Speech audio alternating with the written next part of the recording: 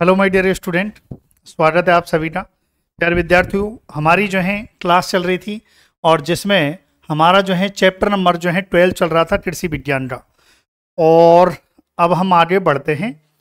यदि आप नए हैं, ध्यान से सुनना, यदि आप नए हैं तो चैनल को सब्सक्राइब ज़रूर करना और बेल आइकन को दबा देना ताकि आपको नोटिफिकेशन जो भी है वो आपको मिलता रहे। और बड़े प्यार से समझाऊंगा ताकि आपके दिमाग में बैठ जाए और आराम से आप कर पाओ, है ना। आराम से 12th क्लास में आप लिख पाओ। इस प्रकार से हम देखेंगे। दूध दूध को एक पूर्ण भोजन माना गया है। दूध को एक पूर्ण भोजन माना गया है। अब भाई पूर्ण भोजन क्यों माना है? क्योंकि दूध में सब कुछ होता है।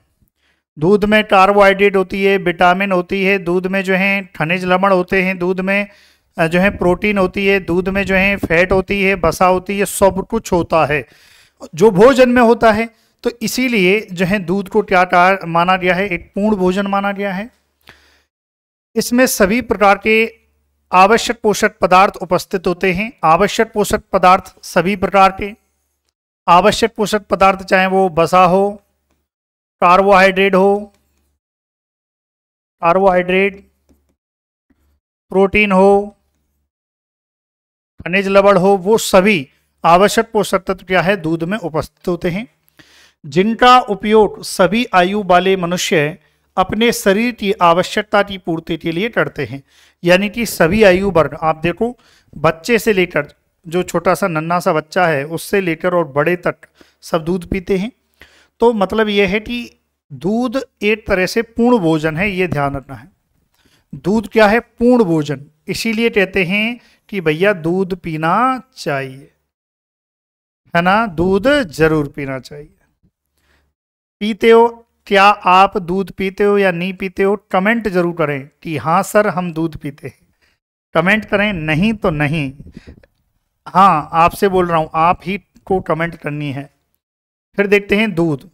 दूध एक स्वच्छ और ताज़ा लैक्टियल स्राव है जिसको एक या अधिक स्वस्थ तथा ठीक प्रकार से पोषित गाय को पूरे धोने से प्राप्त किया गया है।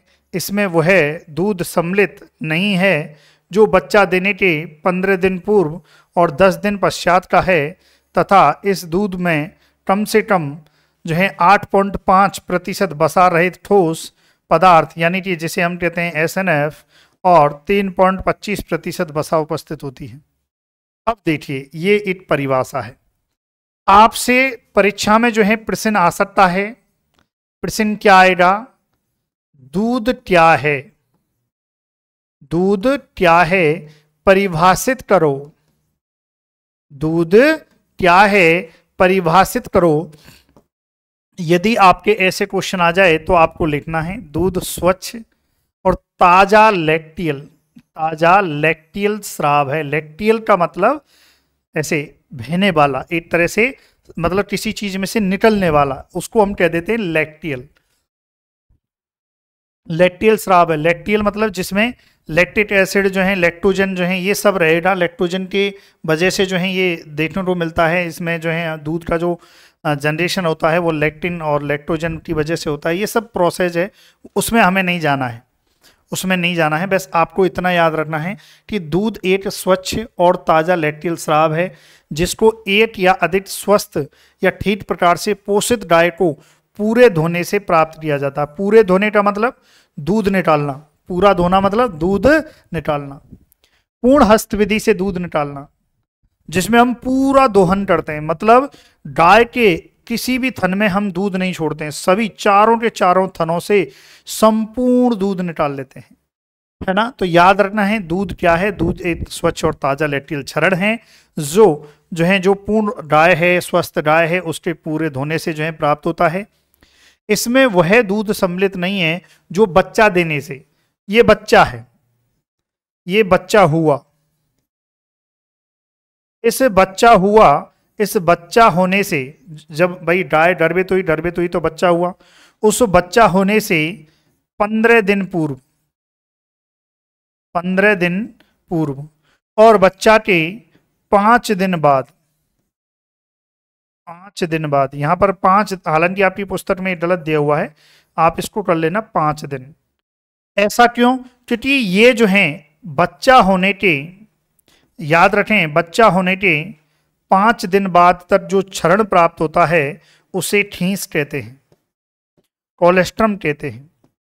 याद रखना है, जब एक गाय बच्चा पैदा करती है, बच्चा देती है, बच्चा देने के बाद जो क्षरण आता है, जो लैक्टियल स्राव आता है, उस लैक्टियल स्राव को ठीस कहते हैं।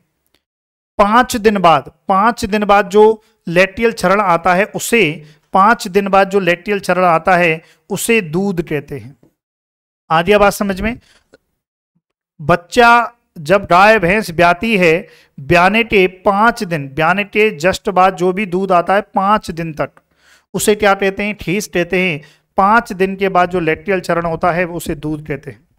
ठीस की ये पहचान है। ठीस जो है गर्म करने पर जो क्षरण प्राप्त होगा, जो भी आप निकालोगे 5 दिन तक, उसको यदि आप गर्म करोगे तो वो फट जाएगा। तो ये ठीस की पहचान है।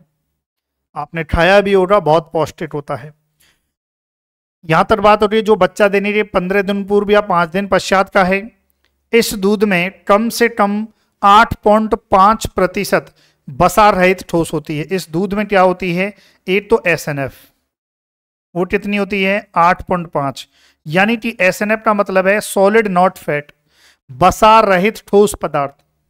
दूध में जो संपूर्ण ठोस पदार्थ होता है, दूध में जो संपूर्ण ठोस पदार्थ होता है, उस संपूर्ण ठोस पदार्थ में से बसा को निकाल लिया जाता है और जो ठोस पदार्थ बचता है उसे SNF कहते हैं। उसकी मात्रा 8.5% और बसा कितनी होनी चाहिए?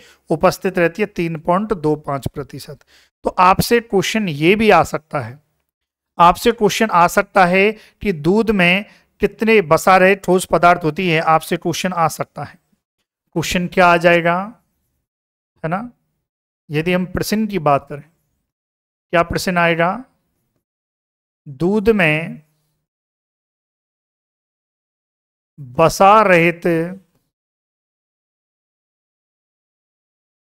ठोस पदार्थ की मात्रा कितनी होती है? या दूसरा क्वेश्चन और आपसे प्रश्न बन सकता है, दूध में बसा की मात्रा होती है। अगर ऐसे लिख के आ जाए कि दूध में बसा की मात्रा, ना तो गाय दिया है, ना भैंस दिया है, ना कुछ दिया है, तब आपको जो है ये लिखना है 3.25, ठीक है, प्रतिशत।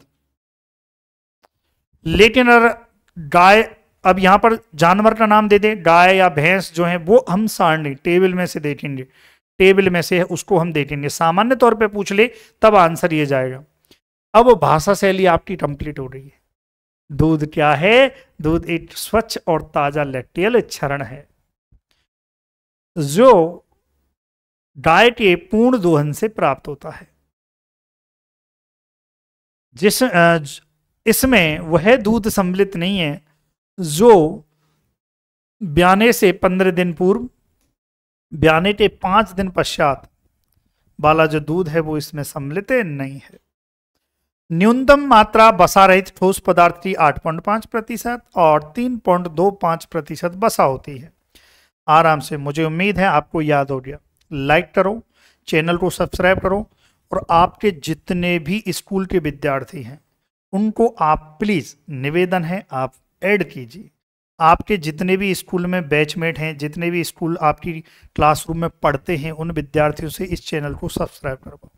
इतना मेहनत मैं आपके लिए कर रहा हूँ, ये ध्यान रखें। आप जितना ज़्यादा शेयर करोगे, जितना ज़्यादा लाइक करोगे, जितने सब्सक्राइब करवाओगे, उतना मैं आपके लिए और प्रैक्टिस कराऊंगा। More than practice.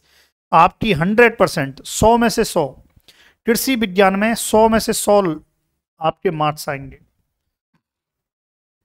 दूध का रासायनिक संगठन, अब देखिए, ये दूध का रासायनिक संगठन है। अब इस दूध के रासायनिक संगठन को याद करना तो पॉसिबल नहीं है, सीधी सी बात है। तो मुश्किल है कि ये पेपर में आए, ठीक है। फिर भी यदि आ जाता है तो आप क्या करो, आप इतना सा काम कर लो, इस गाय के बारे में जानकारी, गाय के बारे में पूरा याद कर लो, केवल एक गाय के बारे में। बोले गुरुजी हमें आलस आ रहा है, आलस आ रहा है तो आप ये याद मत करो, केवल गाय का याद रख लो। गाय के दूध में पानी 86.61%, ठोस पदार्थ 13.19, बसा 4.14, प्रोटीन 3.58, लैक्टोज 4.96, खनिज लवण 0.73, बसारहित ठोस पदार्थ 9.25। ये है। इसका मतलब अगर आपने एक याद कर लिया तो आप इनका खुद याद मत करो, भले 12वीं क्लास में आप खुद भी बना के आ सकते हो। बोले गुरुजी हम कैसे बनाएंगे? अरे भाई सीधी सी बात है, जब आपने गाय का याद कर लिया, गाय में पानी गाय के दूध में पानी 86%, तो भैंस में थोड़ा कम ज्यादा लिख दो, भैंस में जो है 84 लिख दो, 85 लिख दो, 83 लिख दो, 84 लिख दो, 82 लिख दो, 80 लिख दो। इसका मतलब 80 से 86 की रेंज में लिख दो, कहां दिक्कत है? ऐसे आप बना के लिख सकते हो। जैसे ठोस पदार्थ कितना है 13, तो आप यहां एक एवरेज देख लो, कोई 13, 17 और ये, तो आप 13 से ऊपर लिख दो, 15 लिख दो, तो 100% आपको फुल मार्क्स मिल जाएंगे। कोई भी परफेक्ट वे में कॉपी चेक नहीं करता है, लाड लो, ध्यान रखना। केवल आप लिख के आ जाओ, आपको फुल नंबर मिलेंगे, ये मेरी गारंटी है। क्लियर है? बनाना सीखो। जैसे प्रोटीन, गाय के दूध में प्रोटीन 3.58, अब ये थोड़ी ना है भैंस के दूध में प्रोटीन 10% हो जाएगी, मतलब भैया इसके लगे डगे रहेगी। यहां 3.58 है तो देखिए 3.60 है, मतलब आसपास रहेगी। तो आपको आसपास वाला डिजिट लिख के आना है। ऐसा नहीं कि भाई प्रोटीन भैंस में प्रोटीन लिखने को आ जाए, आपको ये याद है, बोले गुरुजी हम तो 13.19 लिख के आ रहे। अरे भाई 13.19 तो ठोस पदार्थ है, उसकी रेंज आराम से लिखनी थी आपको। मतलब जिस रेंज का ये है उसी रेंज में आसपास आप लिख के आ जाना तो सही हो जाएगा। आ गया समझ में? खनिज लवण, ठोस पदार्थ। अच्छा एक और चीज यहां से निकल के आती है, अगर आपसे पूछ लिया जाए, एक और चीज निकल के आती है, देखिए किसके दूध में, किसके दूध में सर्वाधिक ठोस पदार्थ, किसके दूध में सर्वाधिक ठोस पदार्थ होता है? बताओ जरा, किसके दूध में सर्वाधिक ठोस पदार्थ होता है? तो आप देखेंगे भेड़ के में 19.19, तो यहां पर लिख दोगे भेड़। अगर आपसे क्वेश्चन आ जाए कि भाई किसके दूध में सर्वाधिक ठोस पदार्थ होता है, किसके दूध में बसा सर्वाधिक होती है, किसके दूध में होती है बसा सर्वाधिक? अगर आपके जानवर का नाम लिखने को आ जाए तो आप देखोगे भेड़ के में, सब कुछ भेड़ में मिलेगा आपको। आपसे लिखने को आ जाए कि प्रोटीन सर्वाधिक किसके दूध में मिलती है, तो भी आप प्रोटीन सर्वाधिक, तो भी उत्तर क्या जाएगा? ये लिख लेना भाई, ये इसका निष्कर्ष है, इस सारणी का एक तरह से निष्कर्ष है, ये भी भेड़ में ज्यादा रहेगा। और देखो लैक्टोज को छोड़ दो, लैक्टोज नहीं, खनिज लवण, खनिज लवण किस में ज्यादा? भेड़ के दूध में ज्यादा। बसा रहित ठोस जिसे हम कहते हैं एसएनएफ, एसएनएफ प्रतिशत, अगर ऐसे भी लिख के आ जाए, बसा रहित ठोस लिख के आ जाए या एसएनएफ लिख के आ जाए, देखो बसा रहित ठोस लिख के आ जाए, एसएनएफ लिख के आ जाए, तब ध्यान रखना है। और आप देखोगे बसा रहित ठोस की मात्रा वो भी कितनी? भेड़ में। एसएनएफ की मात्रा, एसएनएफ बसा रहित ठोस की सर्वाधिक मात्रा, खनिज लवण की मात्रा, सब कुछ आप देखोगे खनिज लवण, इन 5 चीजों की मात्रा है ना। आप देखो ठोस पदार्थ, बसा, प्रोटीन, एसएनएफ, खनिज लवण, इन 5 की सर्वाधिक मात्रा किसके दूध में होती है? भेड़ के दूध में। ये क्वेश्चन जेड परीक्षा और कृषि पर्यवेक्षक परीक्षा में आया हुआ है। तो 100% क्योंकि आप 12वीं क्लास पास हो जाओगे तो 100% आप जेड की परीक्षा या कृषि पर्यवेक्षक परीक्षा दोगे, तो आपका 100% ये मान लेना कि आपका सही है, कोई दिक्कत नहीं है, आप अच्छे से याद कर लो इसको, आपका सिलेक्शन हो जाएगा। आगे बढ़ते हैं भाई, चलिए उसके बाद देखते हैं, आगे बढ़ते हैं। पोषकता की दृष्टि से दूध में उपलब्ध वसा से अधिक महत्व इसमें उपलब्ध प्रोटीन, खनिज, लवण और विटामिन का है, ये ध्यान रखना है। यहाँ से वन लाइनर क्वेश्चन बन सकता है कि भाई किसका जो है, किसका महत्व जो है ज़्यादा है, किसका कम है, ये आपसे बन सकता है। यह तीनों पोषक तत्व देखिए कौन कौन से, प्रोटीन, खनिज, लवण और विटामिन, यह तीनों पोषक तत्व शरीर की वृद्धि तथा बीमारी से बचाव की शक्ति पैदा करते हैं। कौन से तीनों पोषक तत्व, कौन से तीनों पोषक तत्व, कौन कौन से भाई, एक तो प्रोटीन, एक खनिज लवण और एक विटामिन, ये तीनों पोषक तत्व शरीर की वृद्धि तथा बीमारी से बचाव की शक्ति पैदा करते हैं। गाय के दूध में इन पोषक तत्वों की मात्रा अत्यंत संतुलित होती है। अगर आपसे क्वेश्चन आ जाए प्रोटीन, खनिज, लवण, विटामिन की संतुलित मात्रा किसके दूध में रहती है, संतुलित या हम कह सकते हैं अत्यंत संतुलित मात्रा जो है इन पोषक तत्वों की किसके दूध में, गाय के दूध में। सबसे ज्यादा पौष्टिक माना जाता है गाय का दूध, ये ध्यान रखें। इसी प्रकार भैंस के दूध की तुलना में गाय के दूध के पोषक मूल्य को अधिक महत्व दिया गया है।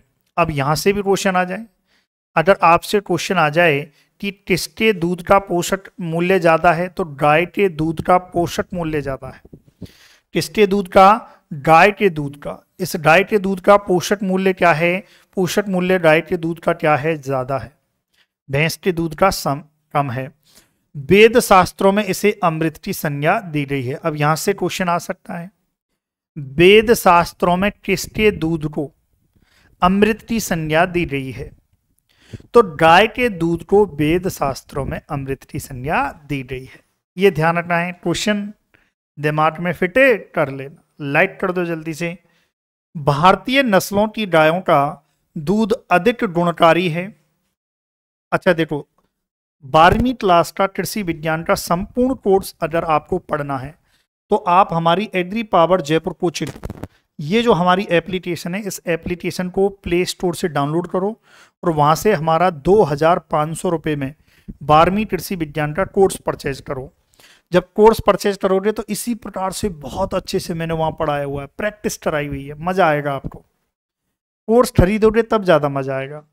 फिर है, भारतीय नस्लों की गायों का दूध अधिक गुणकारी है, जिसमें A2 किस्म प्रोटीन की एवं कंजुगेटेड लिनोलेट एसिड होता है, ये याद रखना है।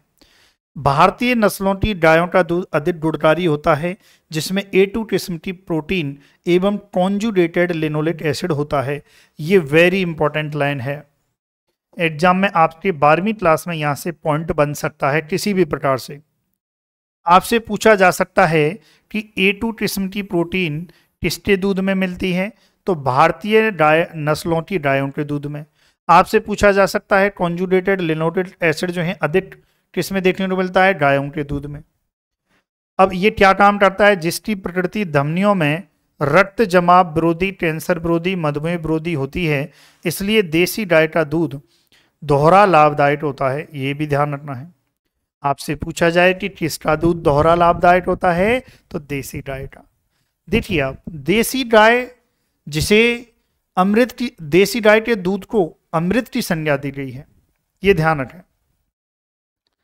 चलिए, पंचगव्य, जो पंचगव्य है वो भी गाय से संबंधित है, भैंस से संबंधित नहीं है। पंचगव्य गाय से संबंधित है, जिसमें गौ, जो गौमूत्र जो है, मूत्र है, गोबर है, वो गाय से संबंधित है, ये ध्यान रखना।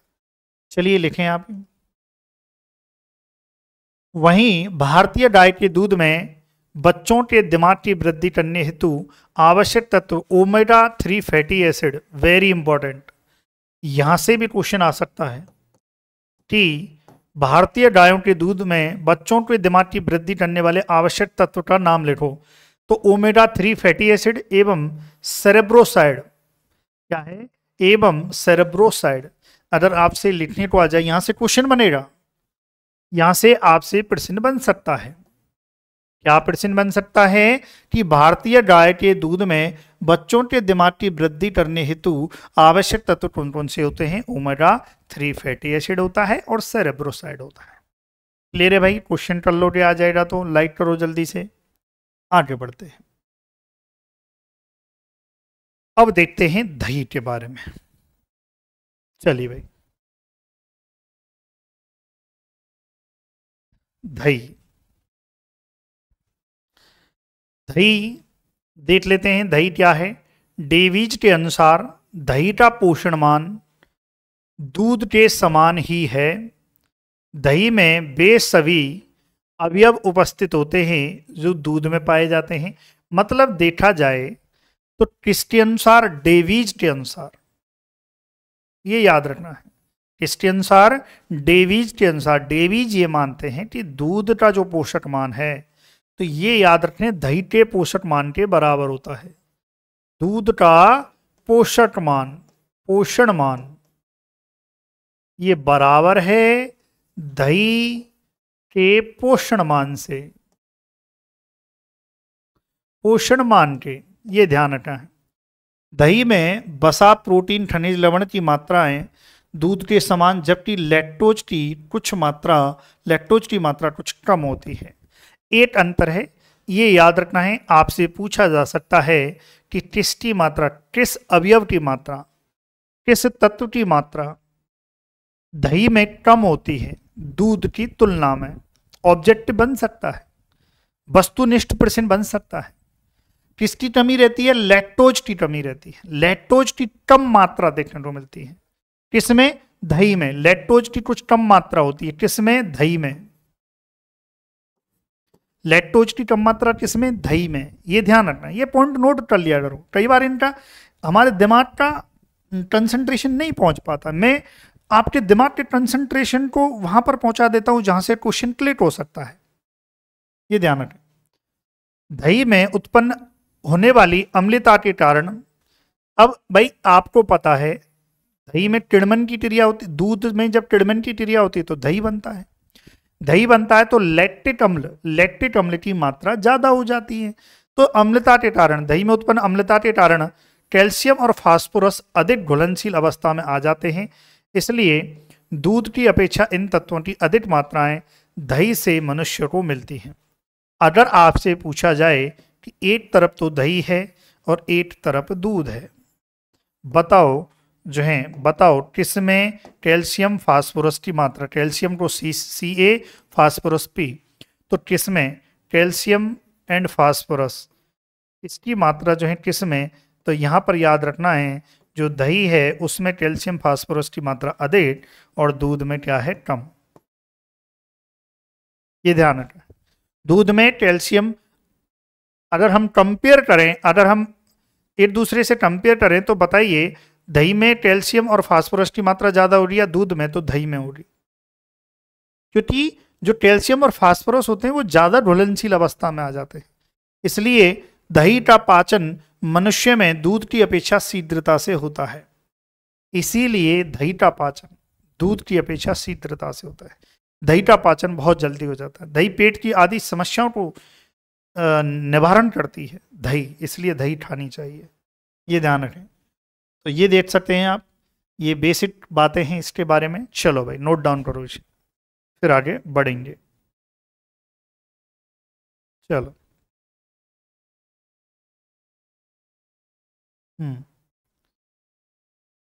आगे बढ़े। देखिए दही में चिकित्सा संबंधी गुण भी दूध की अपेक्षा बहुत अधिक है। दही में चिकित्सा संबंधी गुण भी दूध की अपेक्षा बहुत अधिक है। इसका प्रयोग बीमार मनुष्यों के लिए लाभदायक है। दूध में विशेषकर गर्मियों के दिन में कॉलीफॉर्म बैक्टीरिया पैदा हो जाते हैं जो कि आंतों में गैस बनाते हैं। अगर आपसे ध्यान रखना है, ये बात क्या कह रही है कि दूध, बात की जा रही है गर्मी के दिनों में, गर्मियों में बात है गर्मियों की, बात है दूध की। तो गर्मियों के दिनों में दूध में क्या है? कॉलीफॉर्म। कौन सा बैक्टीरिया? कॉलीफॉर्म जीवाणु। कॉलीफॉर्म जीवाणु क्या होते हैं, पैदा हो जाते हैं। बात है गर्मियों की, किसके लिए बात कर रहे हैं, दूध के लिए। गर्मियों के दिन में दूध में कॉलीफॉर्म जीवाणु की वृद्धि हो जाती है, पैदा हो जाते हैं। ये जीवाणु क्या करते हैं, आंत में गैस बनाते हैं, है ना, आंत में गैस बनाते हैं, इसलिए दूध पीने के बाद पेट में गैसें बनती हैं, ये ध्यान रखना। तो चलिए ये बात हो गई एक बात। फिर आ जाइए, दही के पीरियड से बैक्टीरिया की ये सब क्रियाएं समाप्त हो जाती हैं। यही कारण है कि दही का पीरियड पैचिस वाले मनुष्यों में लाभदायक होता है। पैचिस जिसमें दस्त लग जाते हैं, पैचिस जिसमें दस्त लग जाते हैं, तो दही खिलाना लाभदायक होता है।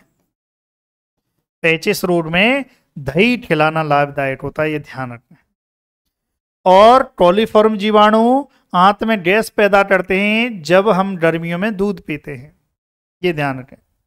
और दही ऐसा नहीं करता है, दही ऐसा नहीं करता है।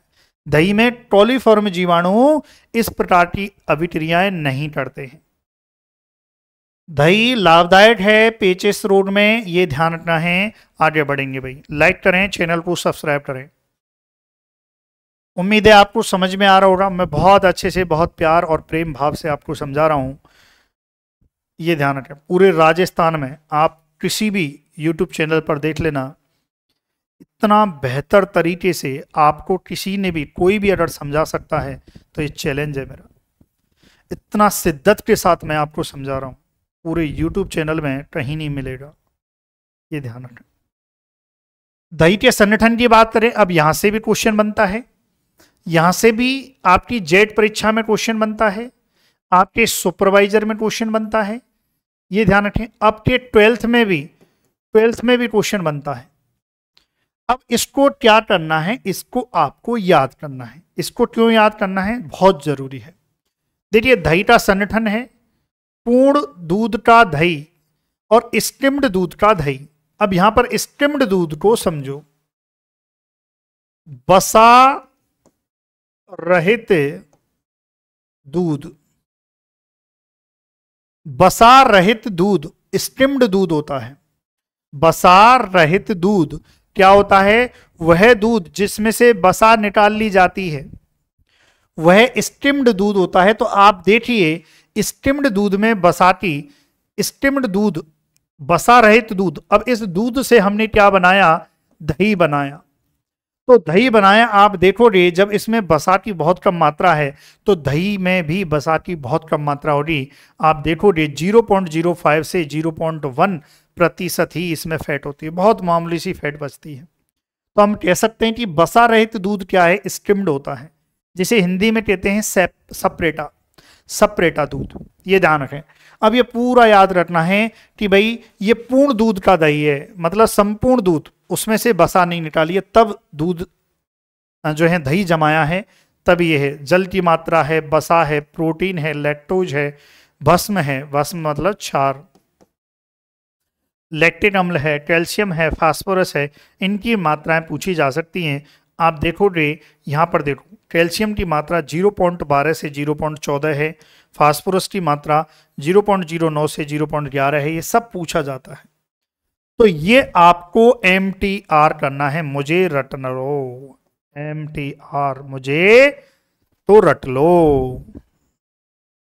चलो भाई, है ना, चलो ये ध्यान रखें, रटना है, पूरा रटना है, इसमें समझाने वाला पार्ट नहीं है। जो समझाने वाला था वो मैंने समझा दिया। अब आगे आ जाइए, घी, गाय के घी का उपयोग कृषि में विशेष रूप से पंचगव्य बनाने में किया जाता है। इसी तरह गाय के घी को औषधि के रूप में प्रयोग किया जाता है।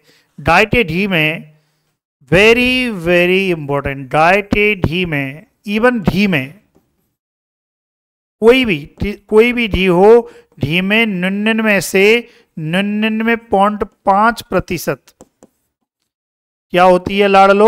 बसा होती है। ये मोस्ट फेमस क्वेश्चन है, स्टाल लगा लेना इस पर।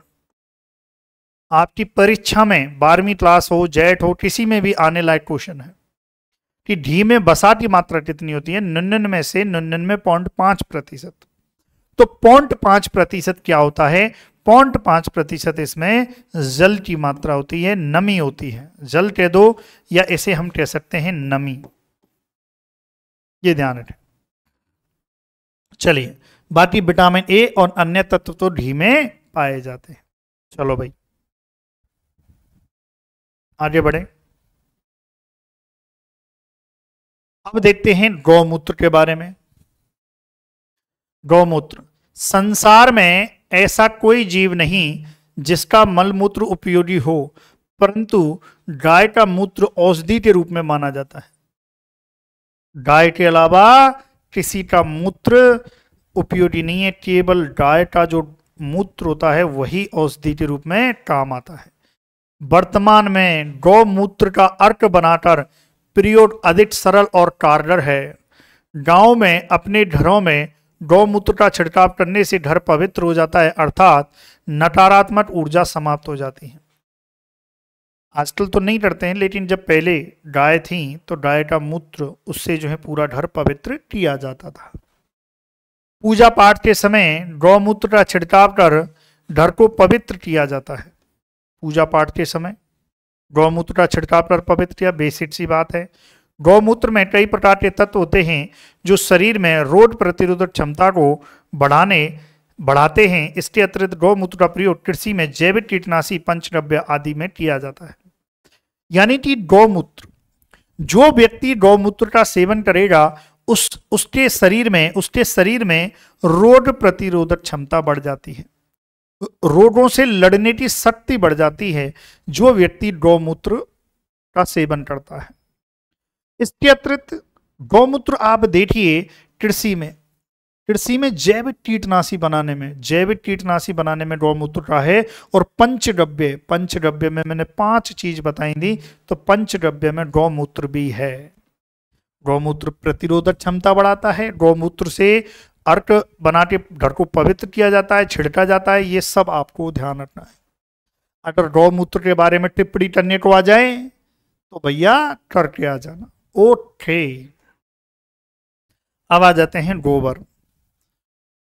गाय के गोबर को खाद के रूप में उपयोग किया जाता है। इस खाद से भूमि की उर्वरा शक्ति बढ़ती है। भाई गोबर का क्या उपयोग है? अगर आपसे क्वेश्चन आ जाए कि गोबर का एक उपयोग लिखो, सिंपल सा है, गोबर का उपयोग है खाद के रूप में। ये खाद क्या करेगा? खाद भूमि की उर्वरा शक्ति को बढ़ाएगा। ये ध्यान रखिए, क्योंकि गोबर की खाद में क्या होते हैं? पोषक तत्व होते हैं। अब आ जाइए, गाय के गोबर से उपले कंडे, अगरबत्ती, मूर्तियां, कच्चे घरों की दीवारें, फर्श की लिपाई आदि की जाती है। ये गोबर के, ये तो सब घर में आपको सबको पता है कि क्या क्या किया जाता है। तो ध्यान रखना है, गोबर की खाद भी बनाई जाती है, अगरबत्ती, मूर्तियां, कच्चे घरों में लीपा पोती भी की जाती है। किससे? गोबर से। और आ जाइए, पशुपालन। अब थोड़ा सा बेसिक बात है। पशुपालन कृषि विज्ञान की वह शाखा है जिसके अंतर्गत पालतू पशुओं के विभिन्न पक्षों जैसे आहार, आवास, स्वास्थ्य, प्रजनन आदि का अध्ययन किया जाता है। ये ध्यान रखें। ये कृषि पशुपालन, आपसे पशुपालन की परिभाषा आ जाए, क्वेश्चन आ जाए आपसे कि पशुपालन की परिभाषा लिखो, तब आपको ये परिभाषा लिखनी है। पशुपालन कृषि विज्ञान की वह शाखा है जिसमें पशुओं से संबंधित अध्ययन किया जाता है। ऐसे लिख देना। पशुओं के आवास, आहार, स्वास्थ्य, प्रजनन संबंधी अध्ययन किया जाता है। इस विज्ञान में हम विभिन्न प्रकार के पशुओं की नस्लों का अध्ययन, उनके पालन पोषण के संबंध में पूर्ण ज्ञान प्राप्त करते हैं। पशुओं को आदर्श और संतुलित भोजन किस प्रकार दिया जाना चाहिए, यह भी हमें पशुपालन के अंतर्गत ही बताया जाता है। ये सब कुछ जो हम पढ़ रहे हैं, ये टॉपिक पढ़ रहे हैं, पशुपालन की महत्वता, पशुपालन क्या है और क्या इसका रोल है। पशुपालन विज्ञान में हमें पशु की जाति के सुधार हेतु किए जा रहे नवीनतम प्रयासों की भी जानकारी मिलती है। यदि आप पशुपालन विज्ञान पढ़ते हो तो पशुपालन विज्ञान का आप प्रैक्टिकल करते हो या पशुपालन विज्ञान आप उस चीज़ को जो है व्यवहारिक रूप से करते हो, तो अब आपको जानकारी मिलेगी किस चीज़ की, कि भाई पशुओं की जो नस्लें हैं उनकी सुधार कैसे किया जा सकता है, नवीनतम प्रयास, ये सब बेसिक बातें हैं। इस विज्ञान के अंतर्गत पशु चिकित्सा विज्ञान भी आता है, जिसमें पशुओं के विभिन्न रोगों का अध्ययन, रोगोपचार का ज्ञान कराया जाता है। अगर आपसे पूछ लिया जाए कि पशु चिकित्सा विज्ञान क्या है, तो इसमें पशुओं के रोगों का अध्ययन और उन रोगों का निदान यानी कि उनका उपचार, इसका जो अध्ययन किया जाता है, उसका ज्ञान कराया जाता है, वो पशु चिकित्सा विज्ञान है जो इस चीज की हमें ज्ञान देती है। अतः पशुपालन विज्ञान पालतू पशुओं के पालन पोषण, स्वास्थ्य रक्षा, पशु संवर्धन, सुधार, पशु आवास, समुचित प्रबंध आदि का ज्ञान कराने वाला विज्ञान है। तो ये भी आप लिख सकते हो अगर आपसे लिखने को आ जाए। पशुपालन विज्ञान पशुओं को पालने की वह कला है जिसमें पशुओं को स्वस्थ रखते हुए उनसे लाभदायक उत्पाद प्राप्त कर सकें। ये भी आप लिख सकते हो कि पशुपालन विज्ञान क्या है, पशुओं को पालने की एक कला है जिसमें पशुओं को स्वस्थ रखते हुए उनसे लाभदायक उत्पाद प्राप्त कर सकते हैं। ये जो लाइनें बोली गई हैं ये पशुपालन विज्ञान के बारे में है। तो अगर पशुपालन विज्ञान के बारे में अगर आपसे 4 लाइन लिखने को आ जाए तो आप क्या करो, यही आप थोड़ा सा दिमाग में डाल लेना और याद कर लेना। बेसिक सी बात है, कोई ज़्यादा इसमें खास बात नहीं है कि क्या करना चाहिए। तो उम्मीद है तो ये आपका जो चैप्टर है, चैप्टर नंबर जो है 12 है, ये कंप्लीट होता है। अब इसके जो क्वेश्चंस हैं वो आपके कराए जाएंगे। तो बहुत है आज के लिए। Thank you so much. Chapter finish हुआ। लाइक करें, सब्सक्राइब करें। Thank you so much.